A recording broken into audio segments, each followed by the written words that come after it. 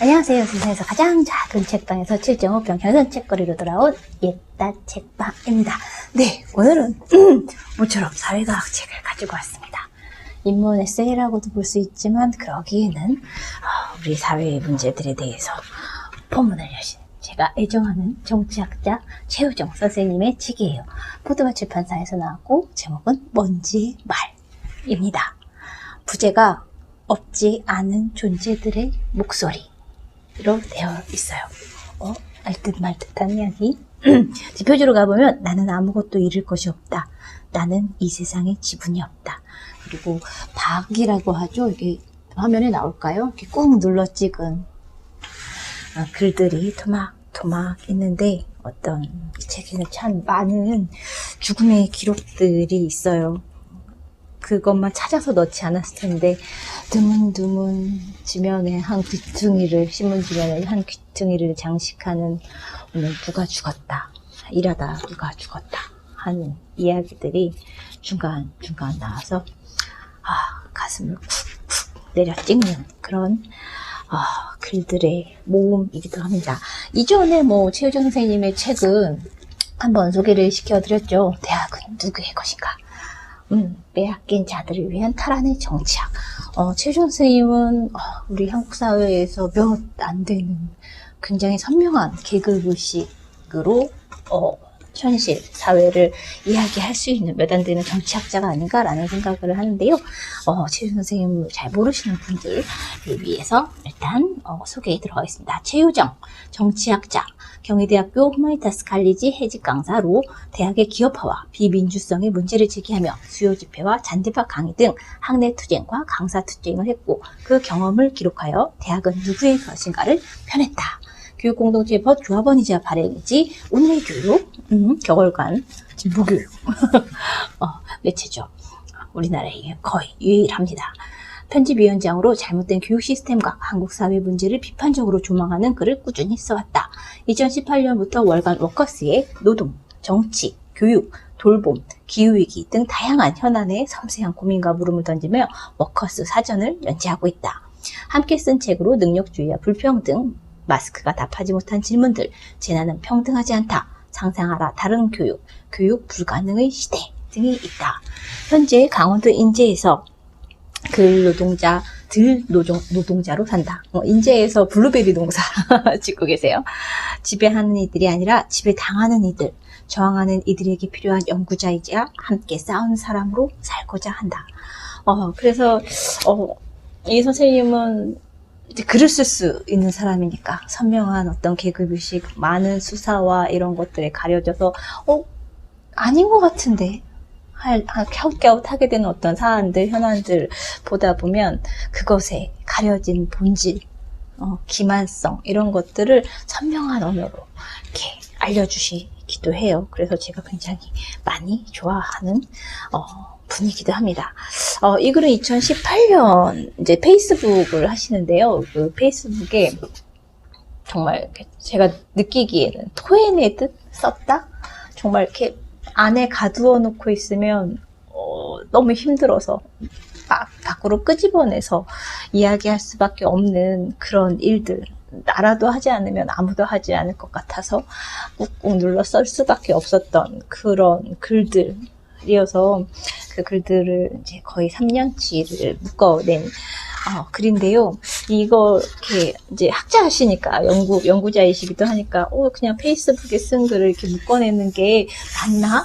이런 것들 내가 또 남을 죽이는 거 아니야? 이런 여러 가지 이제 고민 끝에 이제 거의 몇 차례의 출간을 미루다가 이제 더 이상은 안 되겠다 해가지고 드디어 책을 내셨고 추석 전에 이제 막 책이 이제 인쇄가 돼가지고 저도 부랴부랴 갖다 놓고 이제 페이스북 친구이기도 해서 이제 늘 이제 보던 글이기도 한데 또 한 권의 책으로 딱 묶어져서 나오니까 또 쭉 한 톤에 이렇게 읽히는 그런 흐름들, 보이는 현상들 이런 것들이 쭉 볼 수 있어서 반갑기도 하고 더 문제의식이 더 커지기도 하고 그랬던 것 같아요. 이 책의 서문, 그리고 특이하게 뒤에 편집자의 말이 또 붙어 있어요. 그래서 편집자의 말과 저자의 서문이 서로 글을 이렇게 주고받으면서 일으키는 그런 호응이라고 할까? 이 책이 될까? 뭐 이런, 선생님이 이렇게 글을 되게 열심히 쓰시는데 책을 그렇게 많이 펴내시진 않거든요. 근데 옆에서 이제 동무해 주면서 내자, 이렇게 냅시다, 저렇게 냅시다 하면서, 그런, 이렇게 책이 되게 만들어준 편집자에 대한 고마움이 이제 서론에 또 실려있기도 하고, 그 속에서 내가 왜 글을 써야 하는가, 책을 내야 하는가에 대한 물음을 가지고 왜 쓰는가라는 제목을 가지고 서문을 또 열어주시기도 했어요. 뭐, 잠깐 소개를 하면, 이 책이 출간은 몇 번 미뤄졌다. 이 서문을 쓰지 못했기 때문이다. 책의 서문에 나는 왜 쓰는가? 라는 물음을 던져놓고 수개월 동안 답하지 못했다.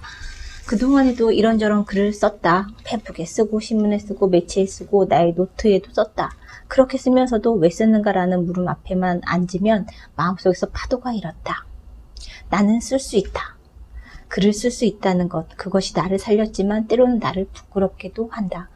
글은 말을 갖지 못한 자의 무기이기도 하다고 생각했다. 말의 힘을 가진 사람은 아무 말 하지 않아도 누군가가 그의 말을 마음까지 읽고 써준다. 반대편에는 아무리 말해도 말이 되지 않는 사람들의 말이 있다. 남자의 말로 가득 찬 세상에서 여자들은 자신의 말을 온몸으로 써야 한다. 자본가의 말이 지배하는 세계에서 노동자가 자신의 말을 하기 위해선 말이 아닌 것으로 말해야 한다.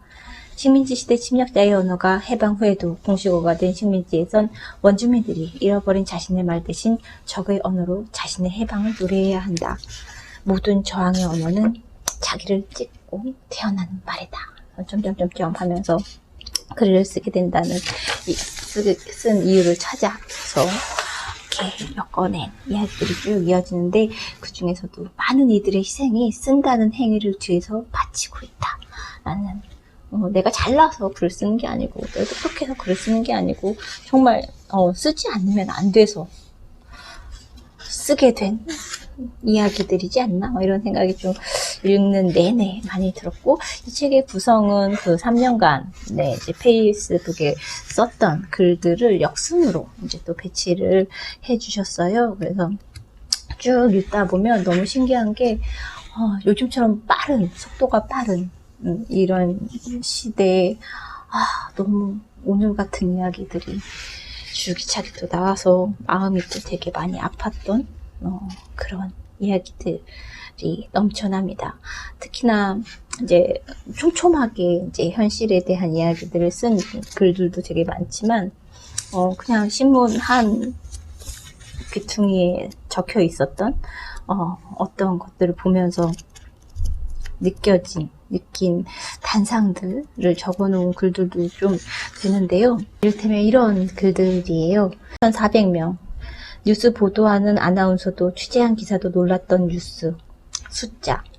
전쟁터도 아닌데 그 숫자가 생각보다 너무 많았던 사망자 3,400여 명. 5년간 건설 현장에서 산재로 사망한 노동자의 숫자. 지난해 부상자는 27,000여 명. 순위 하면서 이제 GS건설이 1,000명이 넘는 사람들을 1위고 또 어디고 뭐 이런 이야기들. 그래서 그냥 이런 이야기들이 너무 툭툭 나와서 가슴이 철렁철렁 하면서 봤던 글인데도 다시 봐도 그런 마음들이 느껴져서 약간 눈물이 나오기도 하고, 어떤 무력감이 들기도 하고, 이런 세상에서 쪽쪽 빨리면서 이렇게 살 수밖에 없나? 막 이런 생각들을 문득문득 하게 되는데, 아니야, 그러지 말자. 우리 다시 저항할 건 또 저항하고, 우리가 원하는 대로 살기 위한 그런 부분들 같이 공명하면서 한번 일으켜보자, 이런 또 이야기들도 해주시고, 그래서 한편으로 무거무직한 어떤 현실에 대한 무력감과, 그래도 또 이렇게 죽을 순 없잖아, 이렇게 살 수는 없잖아 하는 어떤 오기, 너네가 바라는 대로 살 순 없어, 내가 바라는 대로 살 거야. 뭐 이런 어떤 오기 같은 것들이 샘솟기도 하고 그래요.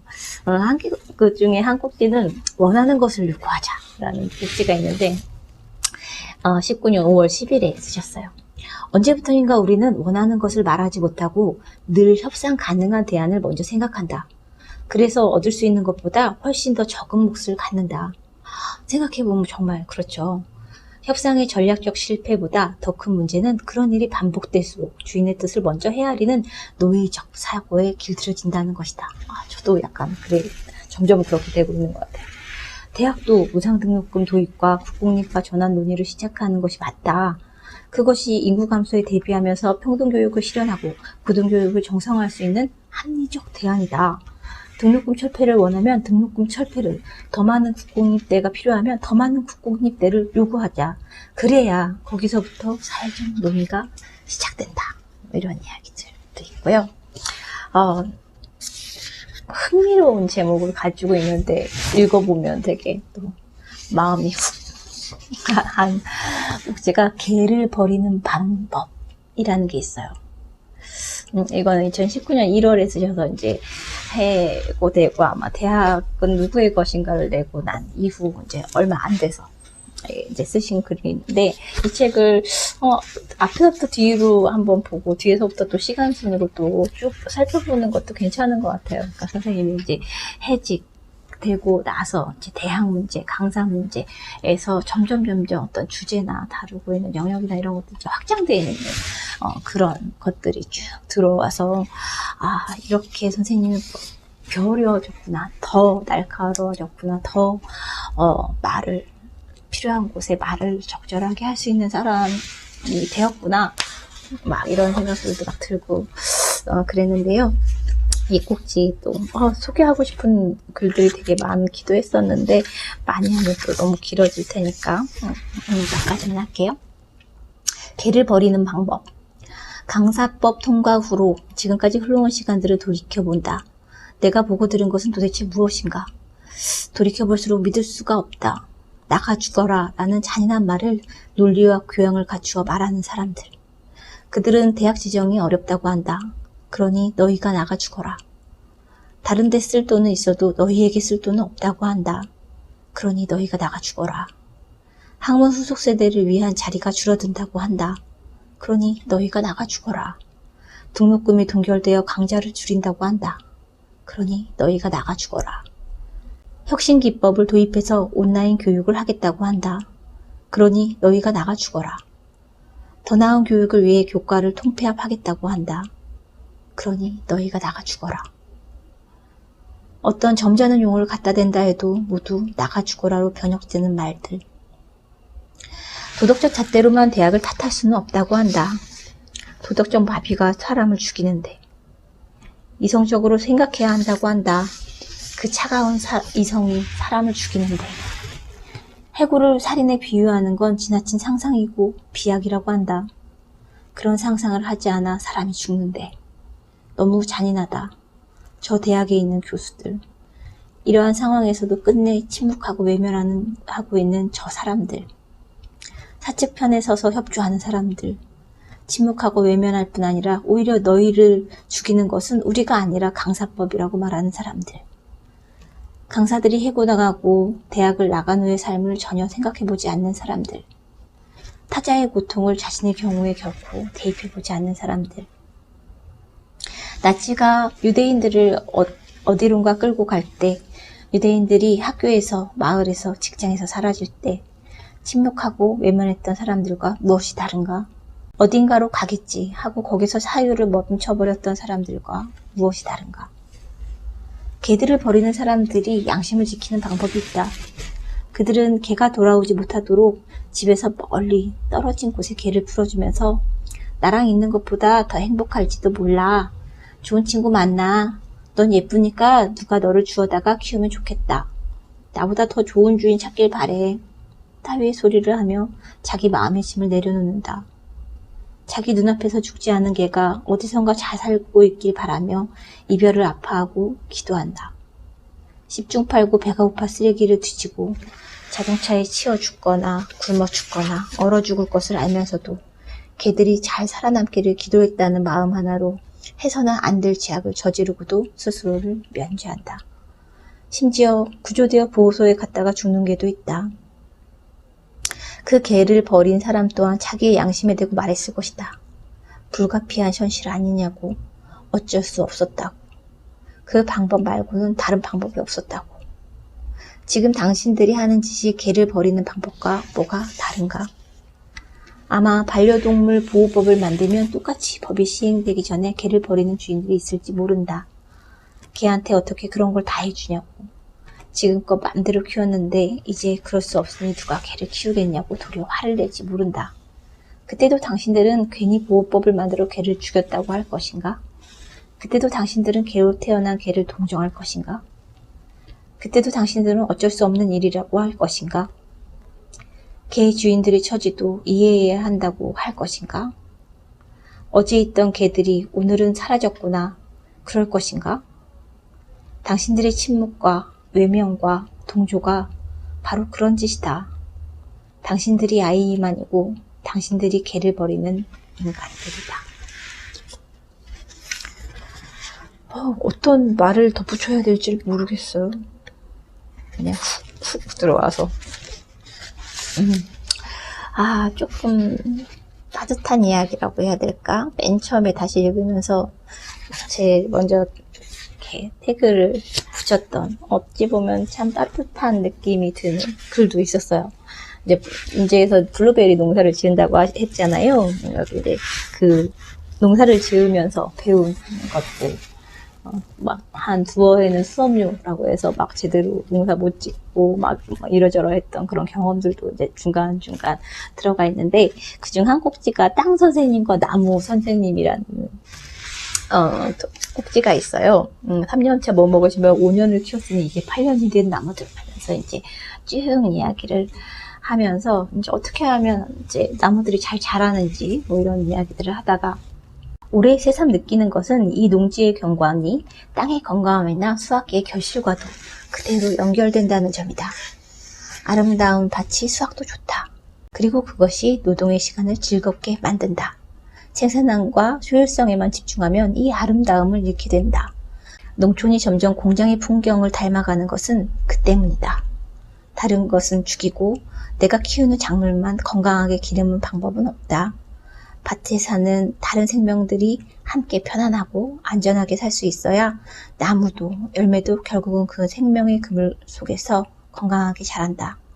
당연히 건강한 밭에서 농부도 건강하고 먹는 사람도 건강할 것이다. 라는 그런 이야기들을 되게 좋았는데, 아름다운 밭이 수확도 좋다. 그리고 노동의 시간, 무엇보다 노동의 시간을 즐겁게 만든다.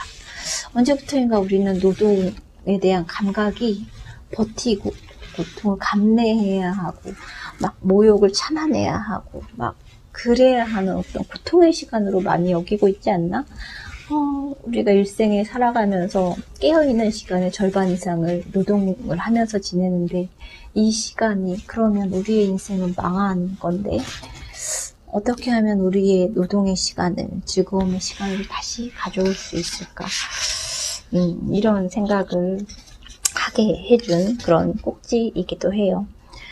뒤에 가면 독특하게 편집자의 말이 있는데, 편집자의 말이 담기는 경우는 그렇게 많지는 않아요. 근데 또 글도 너무 좋아가지고 이것도 함께 살짝 소개를 해드릴게요.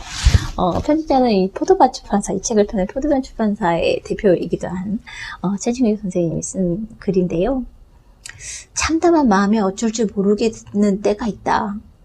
평소에는 밥을 차리고 먹고 치우고 설거지하고 청소를 하고 씻고 친구와 대화하고 생계를 위한 일을 한다. 평소에는 일상을 잘 보내기 위해 애쓴다. 하지만 그러다 일순 참담함이 머리 위를 덮쳐올 때가 있다. 아프가니스탄에서 사람들이 죽고 있다고 한다. 이재용이 가석방 됐다고 한다. 건강보험 고객센터 노동자들이 폭염 속에서 코끼를 끊고 시위하고 있다고 한다. 중대재해기업처벌법 제정을 외치며 노동자들이 막내에 올라 고공시위를 하고 있다고 한다. 택배기사가 또 죽었다고 한다. 어제 눈을 마주쳤던 비좁은 축사의 눈물이 오늘은 고개가 되었다고 한다. 점점점.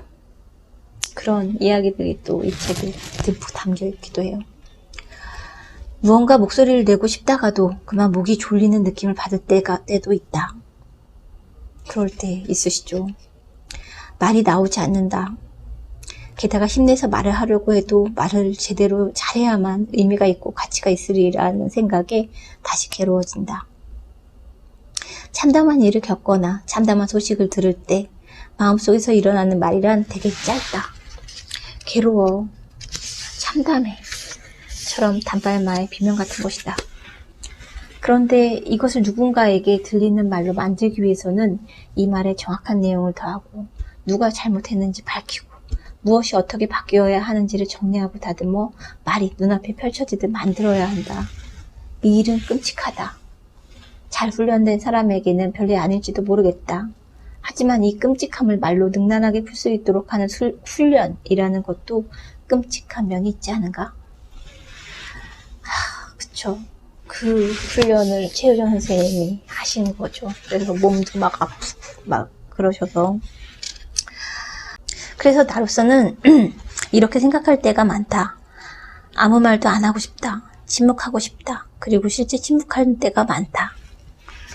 이런 이야기들을 하면서 먼지의 말, 이제 제목에 이 책의 표제가 된 먼지. 최유정이 말하는 먼지는 어떤 존재일까? 이 책에 실린 먼지의 말이라는 글에 먼지 이야기가 나온다. 그 꼭지를 소개시켜드릴까 하다가 사서 읽으세요, 그냥. 그리고 존재하지 않는 존재의 이야기도 나온다. 먼지는 작고 약한 존재를 일컫는 말인가? 존재하지 않는 존재는 없는 존재를 일컫는 말인가? 나는 먼지와 존재하지 않는 존재의 정체가 손에 잡힐 듯 명확히 파악되지 않아도 좋다고 생각한다. 이것들은 도래할 주체의 태명 같은 것이다. 자기를 찢고 새로운 존재로 태어나기까지 말을 참고 있는 혹은 말을 고르고 있는 존재들. 자기 안에 말이 안 되는 것들을 잔뜩 삼키고 있는 존재들. 이제 그 말을 내뱉어 말이 되게 하려는 존재들. 이러한 도래할 주체들이 나는 먼지고 존재하지 않는 존재라고 믿는다. 최유정은 이 존재들이 있지 않은 존재가 아니라 없지 않은 존재라고 말한다. 이 차이는 무척 크다. 없지 않은 존재. 나는 그들 중 하나다. 저도요. 나는 없지 않다. 저도요. 그리고 언젠가, 바로 지금일 수도 있다. 나와 마찬가지로 없지 않은 존재들과 더불어 참담함을 뚫고 도래할 것이다. 나의 확신은 내 곁에 먼지들의 말들로부터 얻은 것임을 알리고자 한다. 이 책에 새겨진 먼지의 말들이 우리의 말의 길을 빈다. 그래서 편집자 최진규가 쓴 글이 마지막으로 책을 닫아줍니다. 먼지의 말들. 먼지? 이 전작인 대학은 누구의 것인가에서는 nobody, 아무것도 아닌 존재였는데 그래도 먼지가 된 건 좀 지나간 건가? 이런 생각이 문득 들기도 했는데 뭐 걸리적거리는 존재일 수도 있고 나쁘지 않은 것 같은데 존재감을 갖고 있다는 측면에서 세상은 현실이 그래. 그렇게 다들 살잖아. 너도 그냥 그렇게 살아. 라고 하면서 온갖 것들로 이렇게 다리와 막 몸을 칭칭칭칭 갖고 억압하는 그런 세계에 살고 있는데 내가 너네가 원하는 대로 살 것 같아? 이런 어떤 생각, 참담함도 막 들었다가 어떻게 살지? 무력감도 느꼈다가 막 여러 가지 마음들이 막 이렇게 올라오는 그런 글들의 모음이 많이 읽혔으면 좋겠고 그래서 필요한 곳에 말과 글을 건강하게 특히 선생님 건강하셔야 됩니다. 건강하게 그런 말과 글로 함께 공명해 줄 수 있는 최효정 선생님이셨으면 좋겠고 저도 그 말들을 잘 받아서 다시 또 어떤 공명을 일으키고 싶다라는 마음이 드는데 아직은 자신이 없고 그렇습니다. 잘 읽었습니다. 널리 읽히길 바랍니다. 안녕.